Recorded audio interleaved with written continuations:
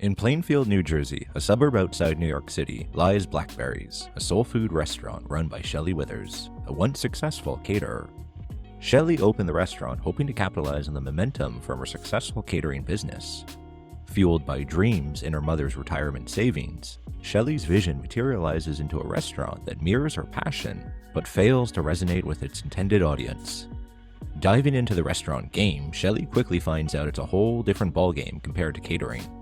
The kitchen is in utter chaos. We have 16 people working back here and 16 people doing their own system. Still, Shelley's convinced she's dishing out the top soul food in town, complemented by her choice of bright yellow and purple as the restaurant decor throughout, something she's very proud of. Her team and the diners think she's a bit too bossy, handling things more like a dictator than a boss. It being my restaurant, I'm gonna have it my way.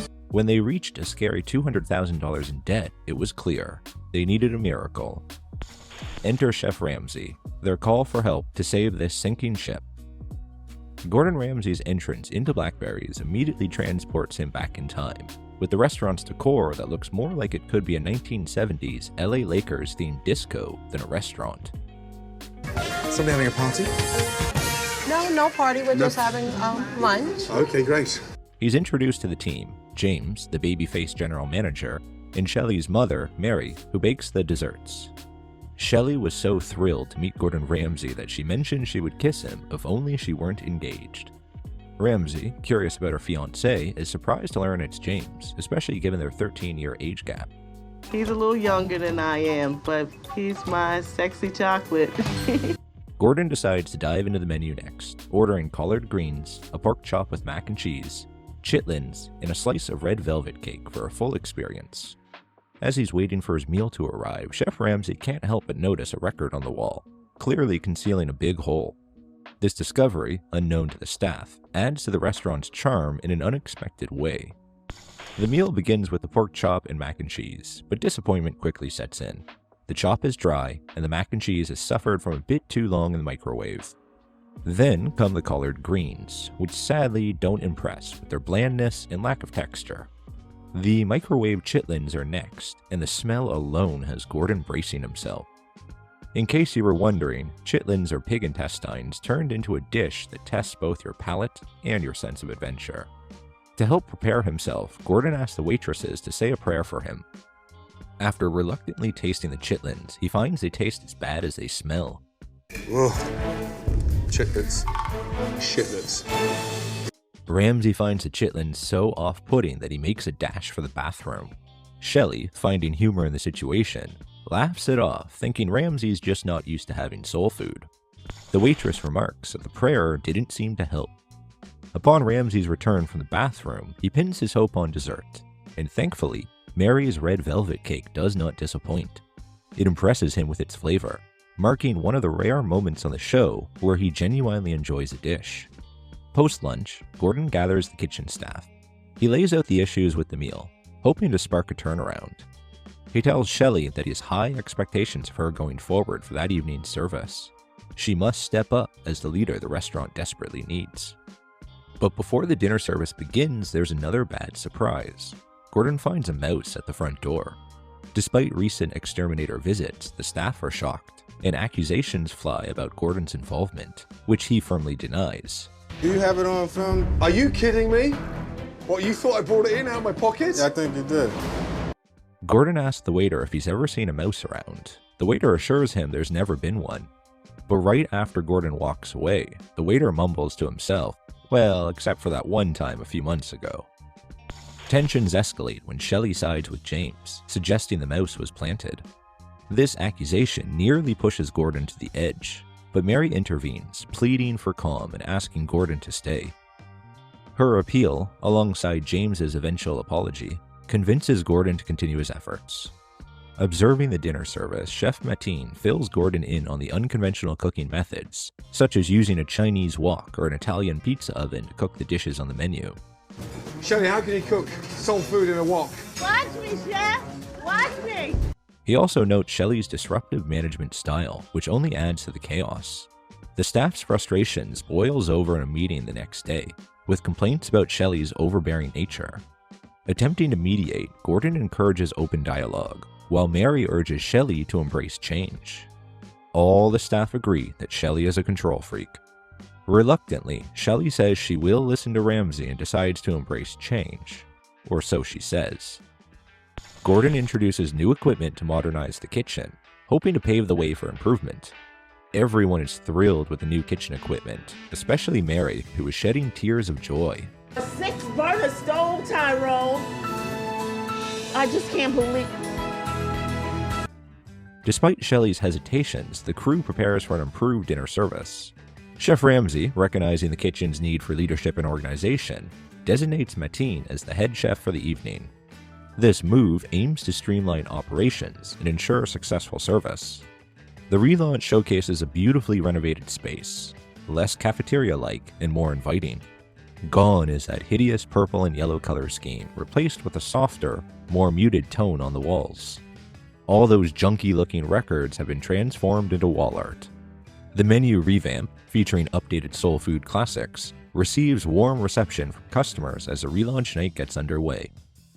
Yet Shelley's old habits threaten the night's success, leading to a tense standoff.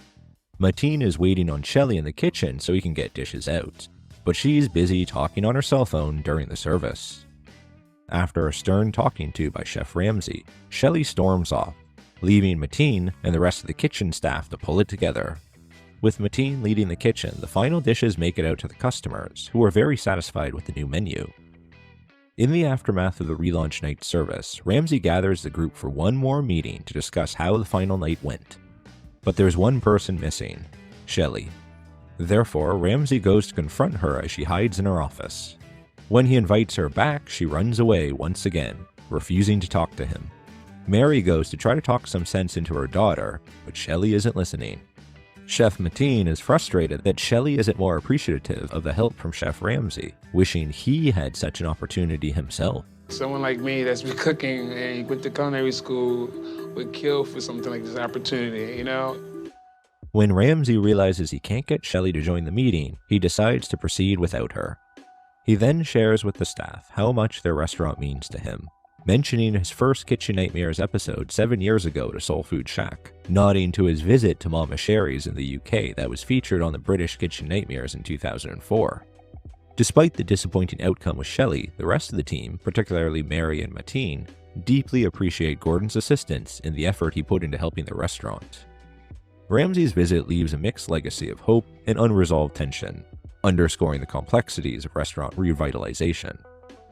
A food writer known as New Jersey Nick, humorously described as if the Jersey Devil was 6'1", overweight, and bearded, contributed his insights for Jersey Bites, a website focused on the food scene in the Garden State. Nick, along with his wife, was invited to dine during the big relaunch night. Tasked by his boss with a special mission, snag a photo with Chef Ramsay before the night was over, by any means necessary. Although a parade featuring a local band was part of the event to kick off the relaunch, this segment didn't make it into the final edit of the show. Before filming began, Chef Ramsay warmly welcomed local residents, eager to meet the Michelin-starred chef who was in town to shoot his TV show. Inside Blackberry's, Nick liked the renovations, especially the mosaic made from record pieces. He mentioned that taking photos inside, including of the food, was off-limits to avoid leaking details before the TV episode aired. This shared photo was provided directly from the restaurant. The production team made Nick's desire for a photo with Ramsay a reality, though insisting it be off-camera. Ramsay even thanked Nick, saying, "I saw that post of yours on Twitter about me. Thanks for that." Surprising Nick that he managed to check Twitter during that crazy evening. Here are those tweets from Nick on the night of that Ramsay mentioned. And of course, at the end of the night, he got the photo with the one and only New Jersey Nick. Reviews following the filming of the Kitchen Nightmares episode in July of 2011 were mixed, with reviewers complaining about the freshness of the food as well as the cost. When the Kitchen Nightmares episode featuring Blackberries aired on September 23, 2011, the restaurant hosted a viewing party to watch the episode live. For the event, Shelley put together a special buffet, offering it at a price of $35. Sadly, it appears Blackberries remained stuck in their old ways following the makeover on Kitchen Nightmares. Reviews pointed to issues with the food, service, and last but certainly not least, with Shelley's management style, or lack thereof. One reviewer said a waitress told him that Shelley didn't change one bit following Ramsay's intervention and continued on with her stubborn ways. Blackberry's ended up closing its doors for good in March 2013, a year and a half after their visit from Gordon Ramsay. Shelley posted on Facebook the following farewell message to her customers, thanking them for their support over the years. She mentions that the catering arm of Blackberry's would continue despite the restaurant's closure. After Blackberry shuttered, its spot got a new lease on life as a Mexican bakery with a name that translates to a new rebirth. They ditched Ramsay's subdued palette for a blast of colors so bright and jarring, they are still operating today.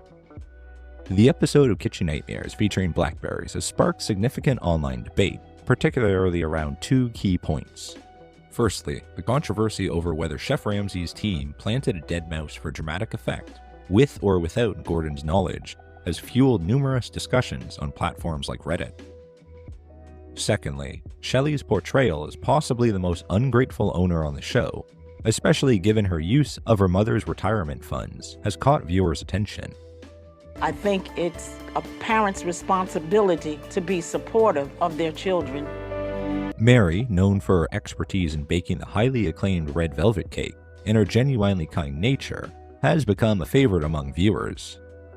Mary wasn't the only one who caught the eye of the audience. Chef Mateen also left a strong impression on Kitchen Nightmares fans, particularly for his cool, collected presence in what was clearly a challenging kitchen setting. It turns out, right around the time they were filming the episode in July 2011, he decided to leave Blackberry's. His career took off from there. First, he landed a gig as a sous chef at Sunset Beach on Shelter Island, a great spot that likely helped him hone his skills even further. Then he stepped up his game and joined the team at the Standard Hotels as a chef, which is no small feat. They're known for their high standards and innovative menus. By 2018, he climbed another rung on the ladder, becoming the executive chef at OTG Management. That's a big deal because it shows he's not just good in the kitchen, he's got the leadership skills to run the show. But Chef Mateen didn't stop there. He's also running his own business on the side, with a prepared meal service, catering gigs, and private chef work. It's pretty cool to see how he's taken his passion for cooking and turned it into a variety of ventures. It's clear Chef Mateen is a talented chef who's managed to build a successful career after a stint on the show. Shelley really missed out by not giving him more freedom in the kitchen, but hey, it looks like things worked out for the best for him. He's proof that with the right mix of talent, hard work, and resilience, you can make a name for yourself in the culinary world, even after a tough start.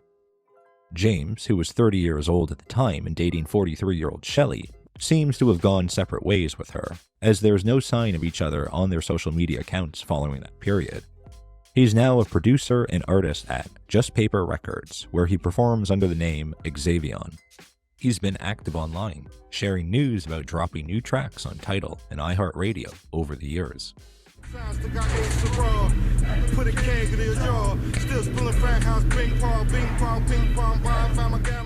It looks like he's carved out a successful path for himself post-Blackberries. Lastly, we've got Shelley Withers. Like I mentioned before, after the restaurant part of Blackberries closed down, she kept the catering side going. It seems like this was a better fit for her all along, tapping into what she does best.